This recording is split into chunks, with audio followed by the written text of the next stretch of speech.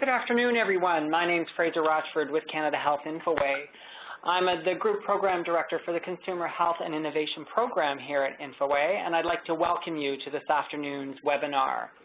This afternoon, our webinar is going to be on the eConnect Impact Challenge, and specifically, we're going to be talking about quality plans. I'd like to remind everyone that this session is being recorded. The information may be posted on Infoway's website and used for future internal or external education sessions. We will be taking questions throughout the presentation, and so if you'd like to use the system actually to pose your questions, that will be great, and we will then announce your questions on behalf of you. As you can see here, it explains how specifically you do that. You go up to the top of the screen, select the Q&A, and then send your questions to all panelists. Everyone's line will be muted except for those that are the presenters, and so if you do want to ask a question, you need to do it this way. So without sort of further delay, let's talk about our agenda this afternoon. So I'll do some welcome and introductions. We're going to have an overview of the eConnect Challenge. We've noticed some of the participants in today's webinar are not only current challenge participants, but those of you that are thinking of joining our challenge. So we do intend to give you a bit of background about the challenge itself. We'll talk to you about the Quality Plan Awards, and then we have a guest speaker, Julie Latreille, who's going to be talking to you about quality improvement plans. And at the end, we will have some Q&A. We promise to have you out of here by 2 o'clock Eastern or earlier if we end before that. So the eConnect Impact Challenge. Infoway started running open challenges in 2011, and since then we've had a different series of challenge, and this eConnect Challenge is part of our Impact series of challenges. Last summer, we actually ran 3 Impact challenges, which were about patient, career, and business impact. And this challenge, the eConnect Impact Challenge, is specifically encouraging clinicians to connect with their patients and or their peers. The challenge runs until March 2015. It's never too late to join, so join now if you haven't already done so. There's over $1 million in awards, and there is a specific quality component to this particular challenge in that we ask you to use our System and Use survey and have your users complete a survey, and based on that survey, you'll build a quality plan. There are 4 categories within this eConnect Impact Challenge. 2 of them are consumer-focused, and 2 of them are clinically focused, i.e. provider to provider. The e-visit category is about private, secure, and two-way digital interactions between a patient and their healthcare provider available from the patient's home. The e-request for prescription renewal or refill category is about electronically requests started by patients for the renewal or refilling of their prescription medication and sent to a regulated healthcare provider. Within the clinical categories, the e-request for services is electronic requisitions from one regulated healthcare provider to another for the purposes of requesting healthcare services on behalf of a patient. And finally, the 4th category, e-reports of services, are reports containing patient health information generated, transmitted, and received electronically from one healthcare provider to another for the purposes of aiding in the care of a patient. Now, what's important for you to realize is that there are some upcoming dates and challenge awards associated with those. Why we're having today's webinar is to inform you and give you a chance to learn about what it takes to build a quality plan. The Quality Plan Award deadline is June 26th, so you have a month to build your plans and submit them. After the June date, we will have them judged, but other important dates for you to look into the future are not until October, November, and then the March big deadline when the challenge is wrapping up. We'll have future webinars to go over these dates as they approach. So, specifically talking about the Quality Plan Award, The quality plan. Teams must submit a 3-page quality plan by June 26th, as I just said. Julie will be going over some important points that you may wish to consider to be included in your quality plan. The plans should describe what is your currently available measures of the solution and how teams plan to measure to improve quality by March 2015. All of this will be reviewed momentarily with Julie. And if you have any questions, please submit them online so that we can answer them during this session. The other thing is, after the session, don't be afraid to contact directly at Innovation email account, which is innovation@infoway-inforoute.ca.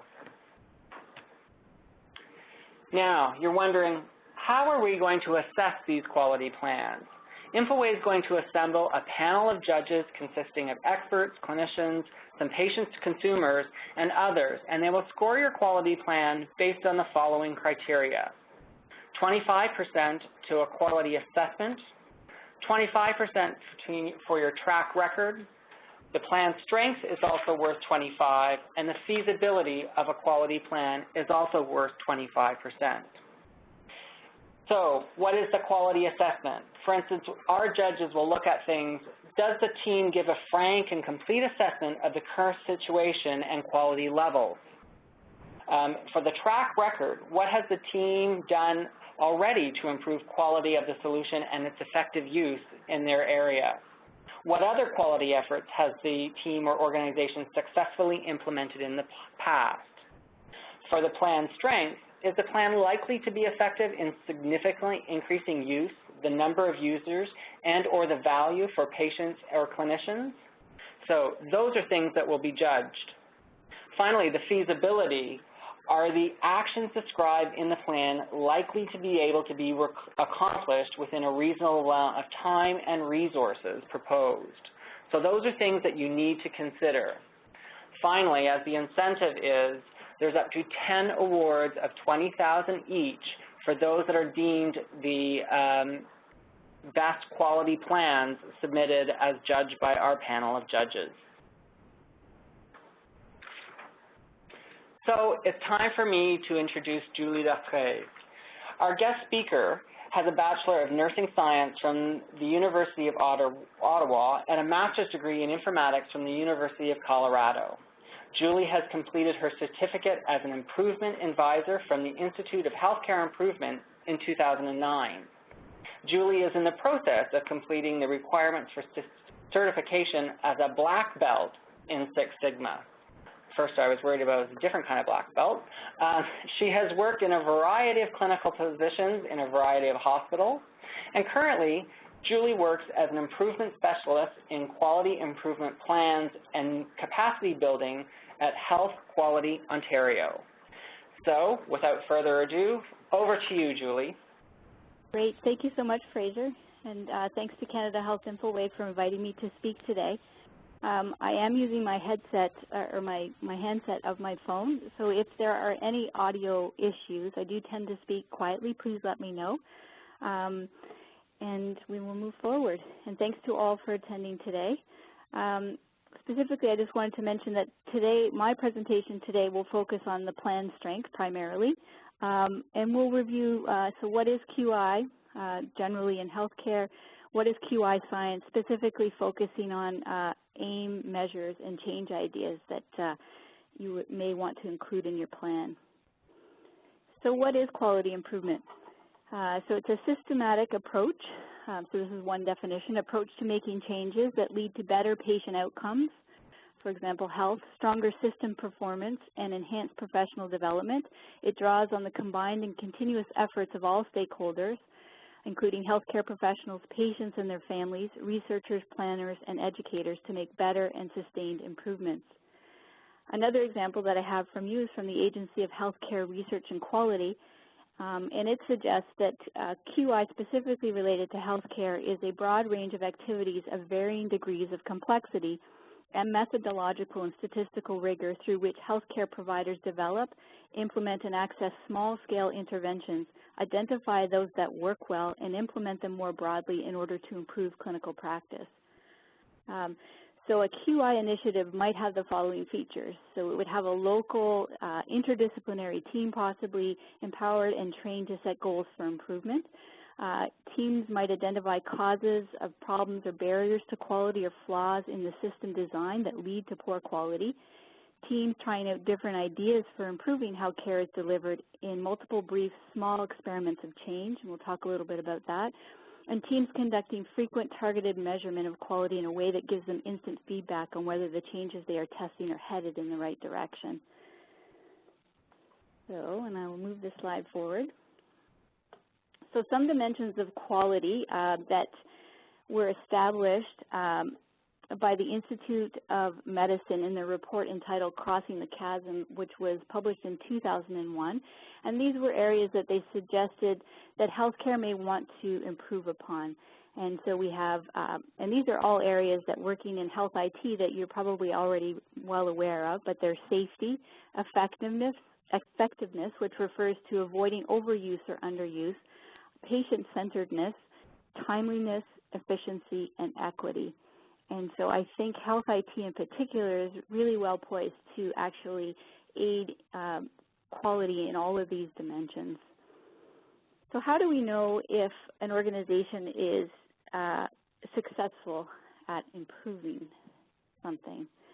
We know that all improvement requires change, but we know that not all change results in improvement. And while it's a simple statement, it's pretty fundamental to QI science.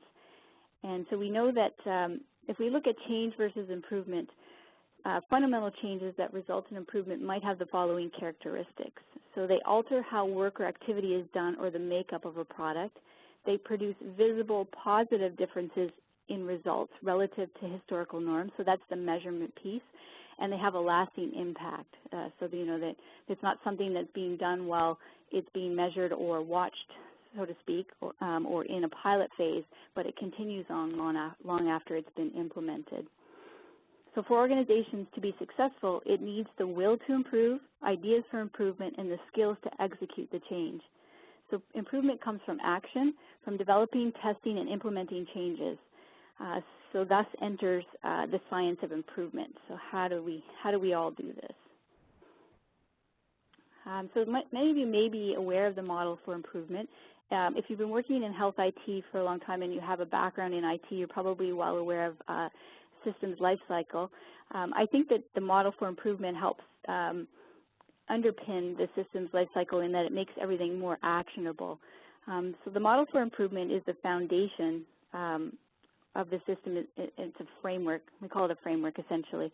And it is made up of a set of fundamental questions that drive all improvement and the PDSA cycle. So just a brief history about the model for improvement. It was developed by a group called Associates in Process Improvement in the U.S., and it is based on the father of improvement, Deming, and his profound theory of knowledge, which included appreciation for a system, knowledge about variation, theory of knowledge, and psychology. So the three fundamental questions that it looks at, or that the model is based on, are: what are we trying to accomplish? How will we know that change is an improvement? So that is the key thing. So we can make changes, but unless we've measured whether or not that change has resulted in improvement and or significant improvement, then we don't know.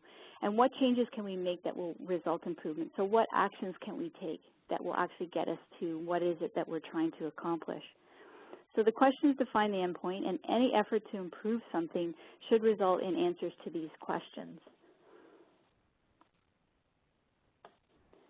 So the science of improvement includes, and it's all underpinned under the PDSA cycle, which refers to Plan, Do, Study, Act, and you may be familiar with that, the 4 steps.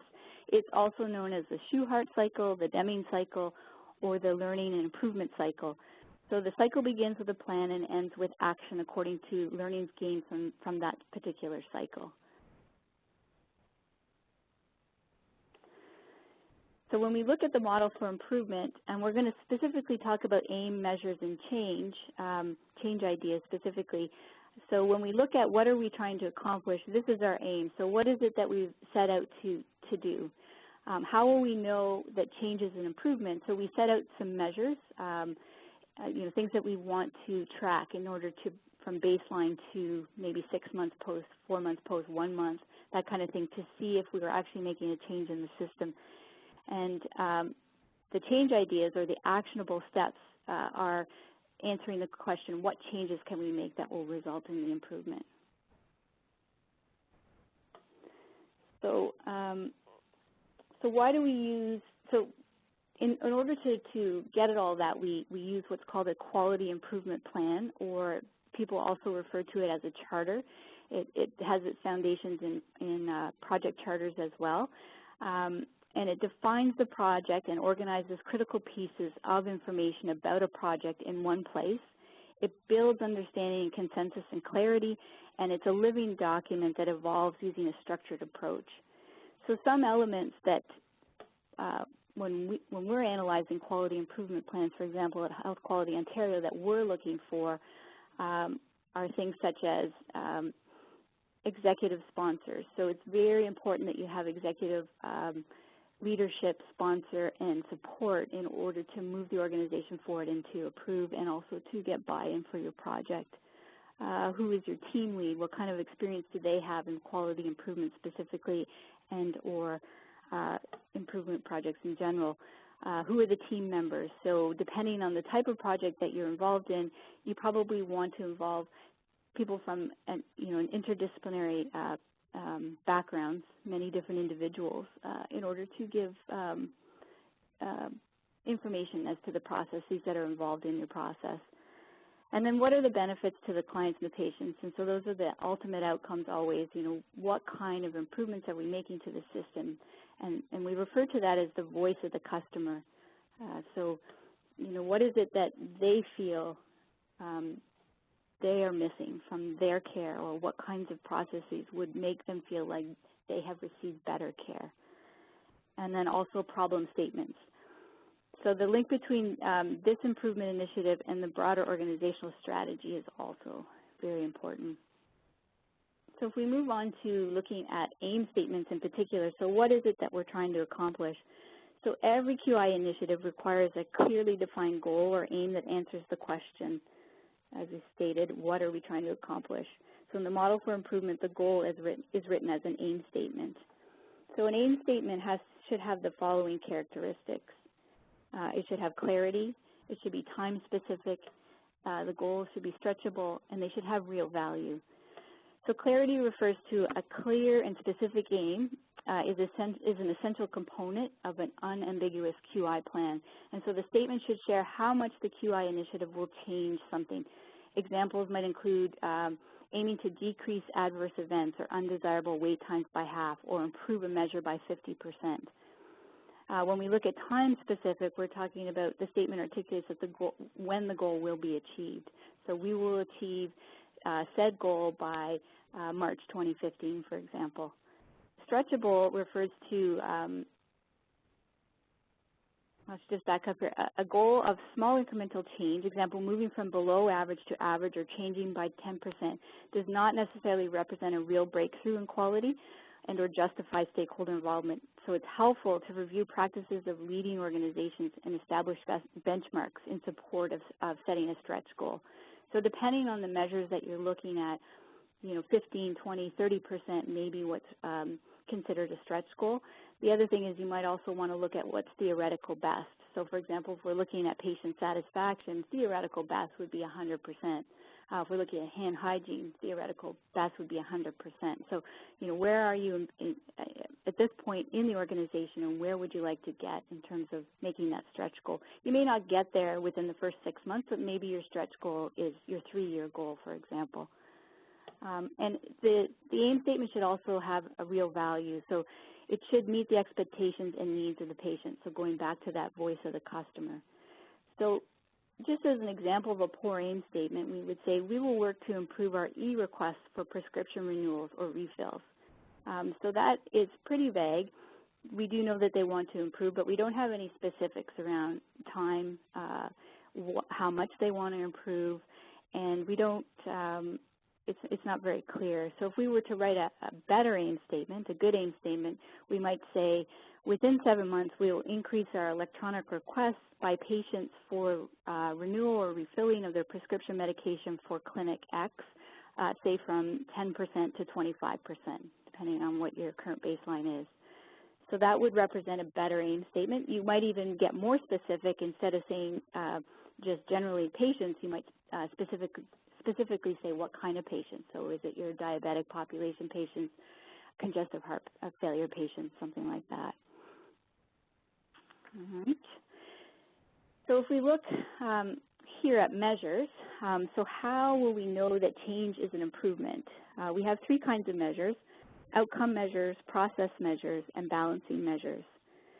So these are the really important part in determining whether or not changes made during the QI initiative are actually leading to tangible improvements, or information on the impact of change needs to be collected, analyzed, and reported. So those surveys that Infoway has provided you gives you a way to collect baseline data and to try and move the needle in some of those categories. There may be other measures that you as an organization want to look at, but I think those are a really good start in terms of defining baseline from either a client or a patient rather, or clinician perspective. So measures provide concrete evidence to support the case for change. So by demonstrating tangible results, measures can increase buy-in for an initiative. So if for example, maybe the will for change is very low in the organization, but it's a strategic direction, and you as the team leader really need to make an improvement, you may collect some process measures for a couple of months and show people that, we're doing this now and it's leading to this kind of improvement. So that might help clinicians buy into the change that you're trying to make. So an outcome measure, so if we just review each of these types of measures, outcome measures are the voice of the patient or the customer and capture the system performance. So they answer the question, what are the end results of our QI work? So an example of this would be to increase patient satisfaction related to e-visits, for example. So that might be an outcome measure that you want to look at. Process measures are really the workings of the system. So they are those measures that capture the changes and quality improvement efforts made to inputs or outputs of the system. So maybe you've changed a form or some of the data that's collected on a form, and how is that affecting your outcome measure and or your balancing measure. So an example of that might be the percentage of time staff complies with a best practice recommendation. So specifically to some of the challenges that you're looking at in those 4 different categories. An example of that might be electronic requests by patients for the renewal of prescription. So how many people are actually registering, and there's a process detailed in Infoway's information about that.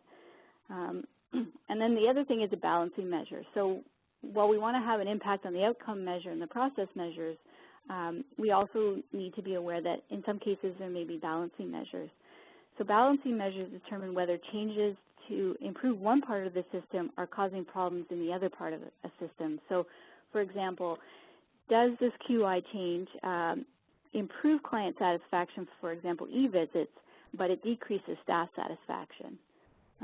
Other things, if I look at just QI in general and healthcare, when we look at things like reducing readmissions to hospital emergency departments, are certain things that we've done within the hospital increasing length of stays. That would be considered a balancing measure from that perspective. And then finally, we have what we call change ideas. And so what changes can we make that will result in improvement? So once your aim is in place and your measures are established, then teams need to identify ideas that will improve quality through change. So change ideas really are your actionable steps for change, that are targeted at improving specific processes. And they can result from brainstorming sessions with your team, or they can come from evidence-based practices from professional organizations. So, for example, a change idea for improving access might be to include pre-booked appointments on days of the week that have the least demand, for example. These ideas are practical and can be readily tested. in some cases where there is no clear evidence for informed change, so this is really trying to get at new knowledge to develop new ways of doing things to really make a breakthrough in quality. You might use what's called IHI, or the Institute for Healthcare Improvement, refers to them as change concepts. And they define that as a general notion or approach to change that has been found to be useful in developing specific change ideas that lead to improvement. So they fall into specific categories such as reducing waste or improving workflow or standardization.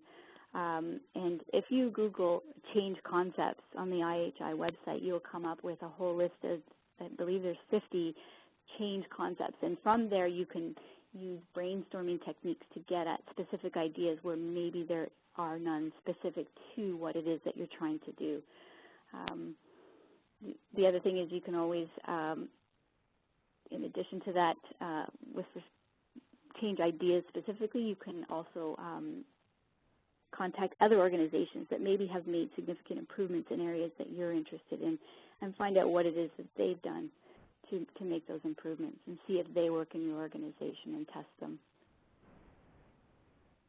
So if we look at the summary, and these are just examples of what things that you should include. So what are we trying to accomplish? So that overall project description with that clear aim statement is really important.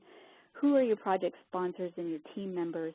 And going back to the judging criteria, we want to look at what kind of experience this particular team has had in making improvements in the past. So how will we know that change is improvement? So setting out those measures that we discussed, the outcome, the process, and the balancing measures. So we may have 3 or 4 objectives within this particular goal or aim that we're trying to achieve. And for each objective, I would recommend that you have an outcome measure and a process measure for each objective. Now, you may include also a balancing measure, and it may be repeated for each objective depending on what your overall aim is. And also then, what changes can we make that will result in improvement? So those change ideas. And there are a whole host of brainstorming ideas and ways to get at getting to new knowledge and then testing those using that PDSA cycle.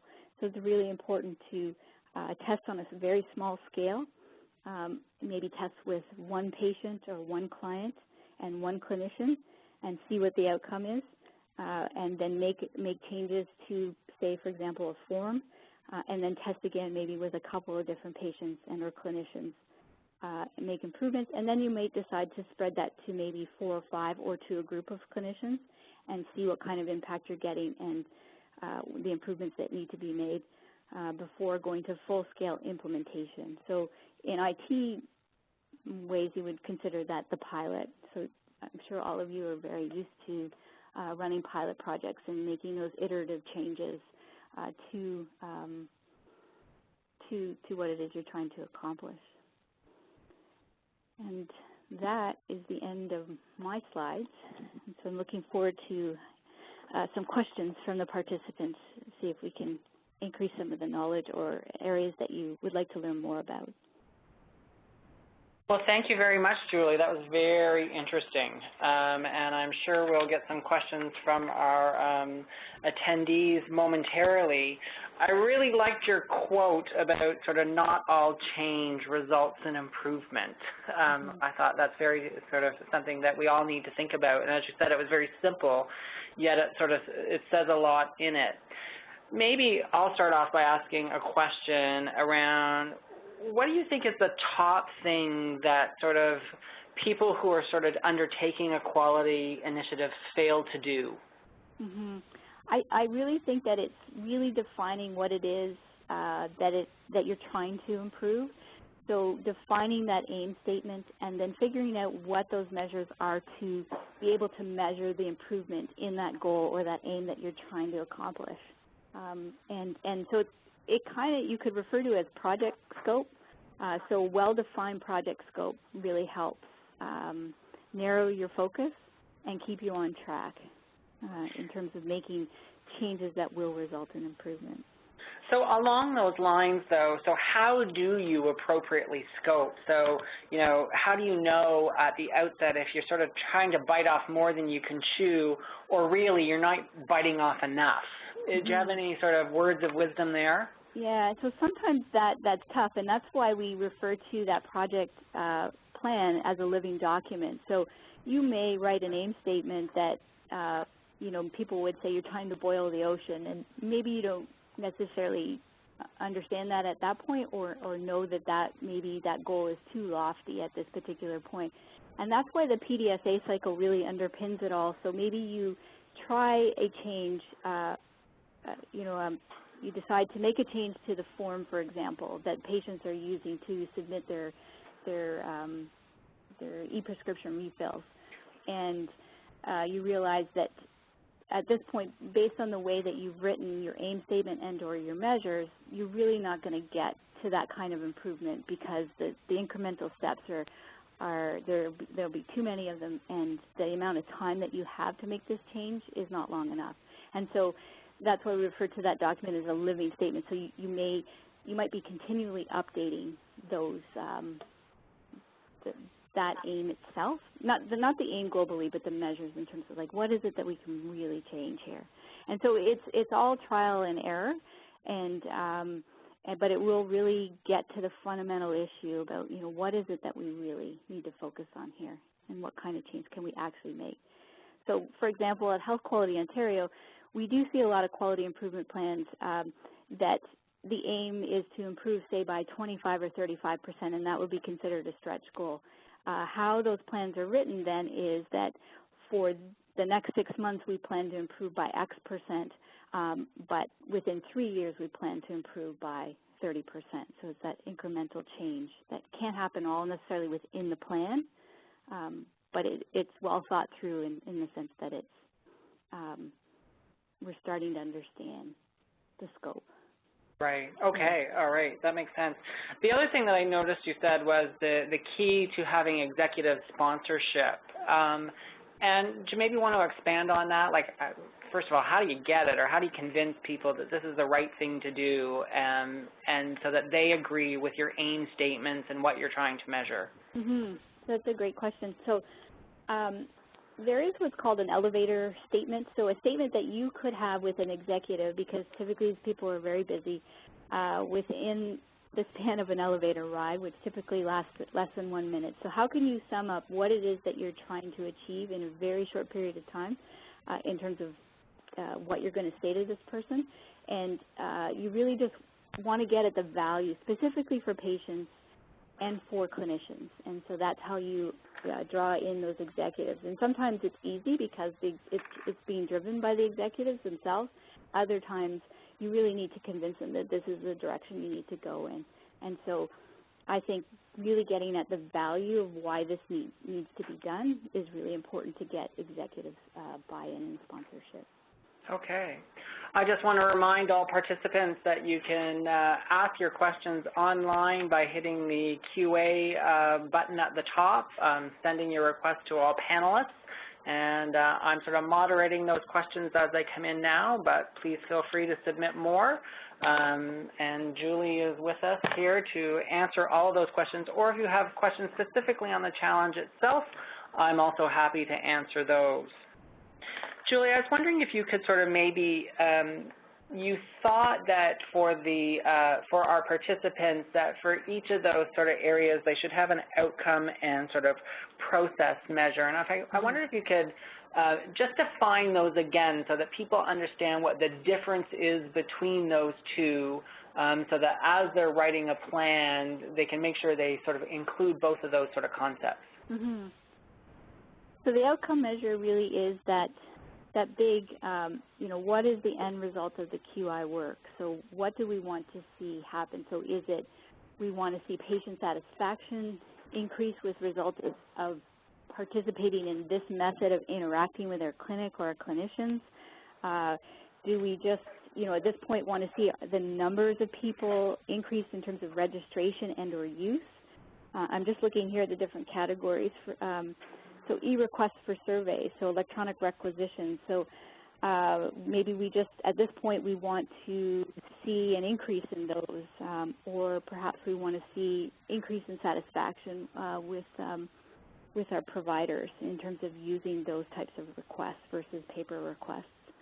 And then when we look at process measures, those are really about things like the number of people registered, for example, in our system, the number of physicians using the e-requests or accessing the e-reports for service. Things like those are the process measures that often let us know earlier on in our improvement projects whether or not we're starting to head in the right direction.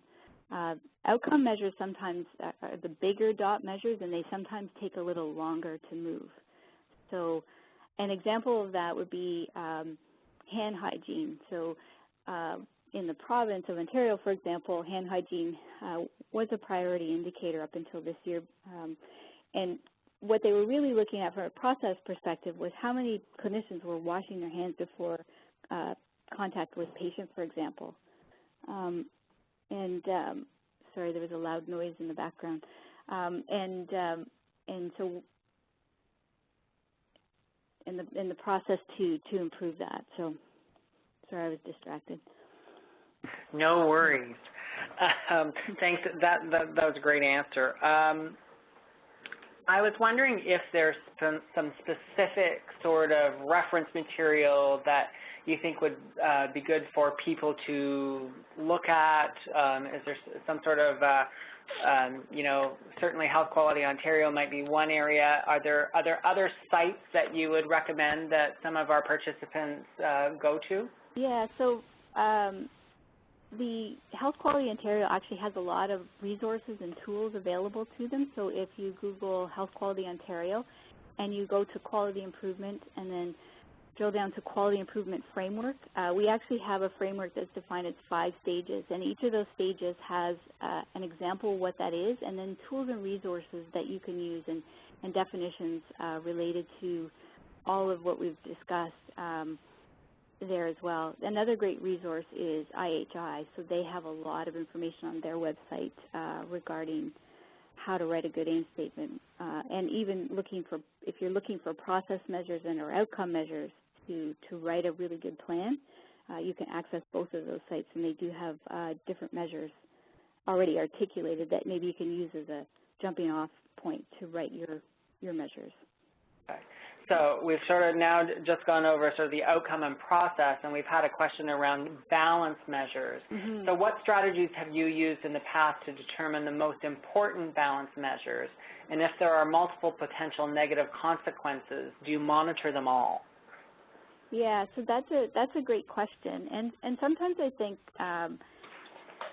we might not always know if we make a change in this part of a system, what impact potentially negative is it having in another part of the system. So we do the best that we can early on in the project to say, well, we think that these are things that we need to keep into consideration. So we might decide to make an improvement, say, in e-reports for service. I'm just trying to draw an example off the top of my head. So we've decided we're going to improve the system and the how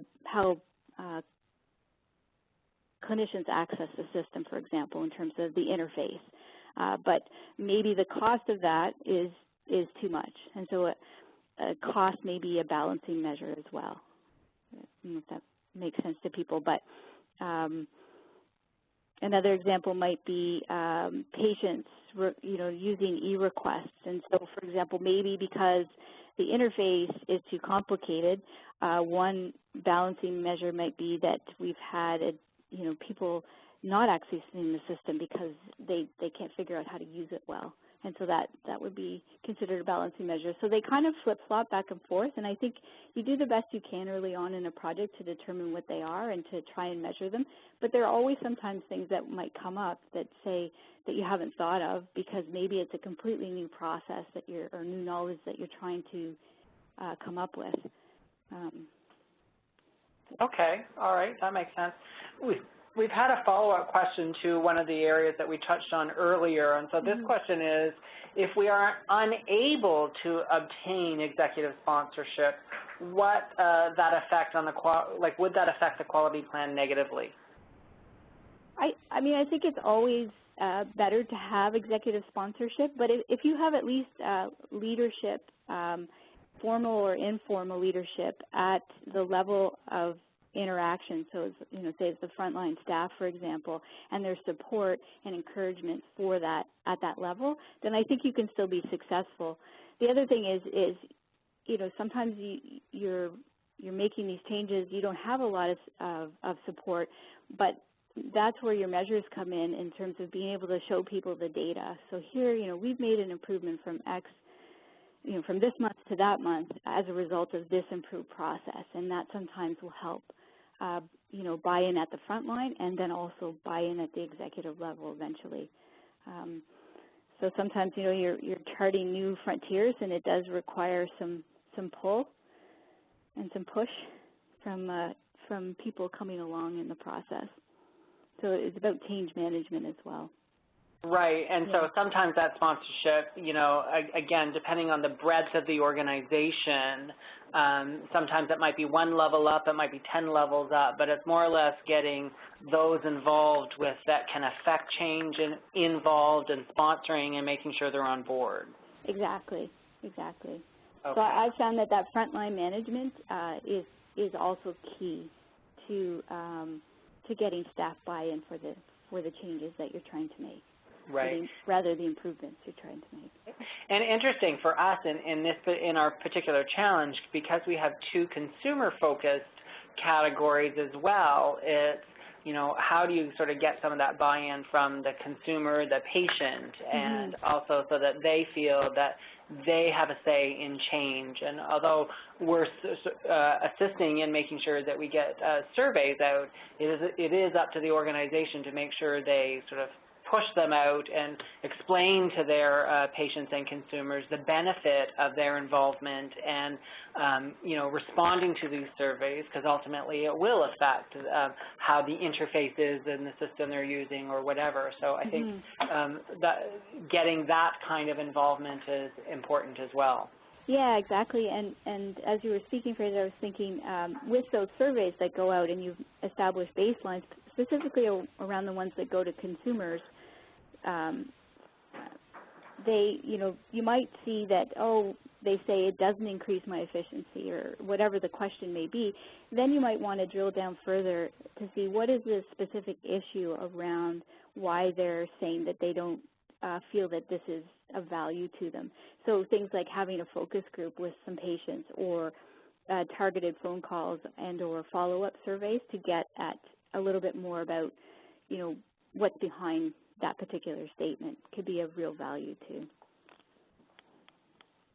And can be one of your change ideas as well, right? So you may say, we want to increase patient satisfaction for our e-prescription, and one of our ideas is we intend to have a focus group with some of our patients that we've identified as, appropriate for this, and see what they have to say about what kind of changes they'd like to see in the system or the form or the process.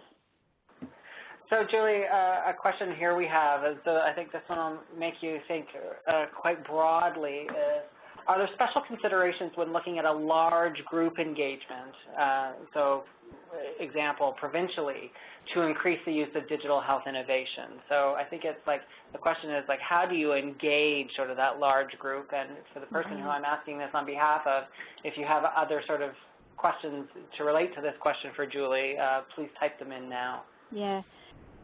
So that's an excellent question. Change management is key in all of this, obviously, and I think that broadly speaking, in terms of moving change with respect to IT and health IT to really benefit, because most of us that work in health IT already see the benefit, but maybe we're trying to convince patients and or clinicians of the benefits.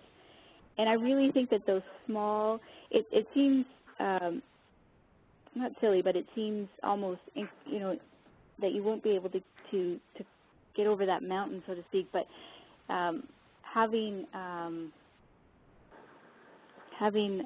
sorry, there's another noise in the background. I apologize. Sorry, Fraser, you're going to have to repeat a little bit of your question. I was interrupted again. Yeah. So are there special considerations when looking at a large group engagement? Yeah, sorry, I'm back on track again. So I really think that those small incremental changes are so important to influencing those frontline providers and getting them and patients to see the benefits of making changes in the system or how we interact with the system from a workflow perspective or interface perspective, that kind of thing. So I think those small incremental changes are really important and showing that it has actually made a visible difference through the data. The data has been collected and we've shown. So it's not necessarily randomized controlled trials and big trials like that, but we're talking about quality improvement data. And that's a whole other webinar in terms of how do we represent data that shows improvement. And usually run charts are one thing, or control charts are another way of representing data to show people that we've actually made real improvement in the system. Great, excellent. We have time for a couple more questions if anyone wants to submit them. And in the meantime, I'm going to say thank you to Julie, because that has been excellent, and we really appreciate your insight into this. As part of our own Plan, Do, Study, Act, at the end of this, we will be sending out an evaluation to each of the people who've joined this webinar this afternoon, and we encourage you to respond to that so that we know in future how to make adjustments, make refinements, so that we can make these webinars even more useful to yourselves. As you notice on the screen right now, we do have our little sort of ad for making the connections, and so I just want to remind, for those of you that have not joined the challenge yet, you know, it's very simple to qualify. You basically have to check your eligibility, register the team, and then receive confirmation from us. Once you've qualified, you can invite team members to join your team if you want. You need to track and report monthly progress to us. You distribute the system and use surveys, both pre and a post survey, and within the next month you need to submit a quality plan, and I think now everyone's armed with sufficient knowledge about what a quality plan is and what you might want to put into it. Finally, as we near the end of the challenge, you will need to sort of submit a quality impact report. So what have the things that you've done and put in place, what has been the impact? And along the way, of course, just like with webinars like this, we want to learn and share from each other. So we're building a community of innovators with all of our challenges. We encourage people to share things that they have, that they've done, that they've been successful on, or things that they haven't worked out so well, because we can learn by those things as well. And so we encourage you to keep the dialogue going. It doesn't have to occur in this webinar, or when you're doing your evaluation, if you have other thoughts on how we should disseminate information and share this kind of information with others, please let us know. So thank you again, Julie. Very informative, and on behalf of all the participants today, great job. And so I think I will draw this webinar to a close. So have a good afternoon, all. It is seeming to be summer now in the country, so enjoy the rest of the afternoon. Cheers.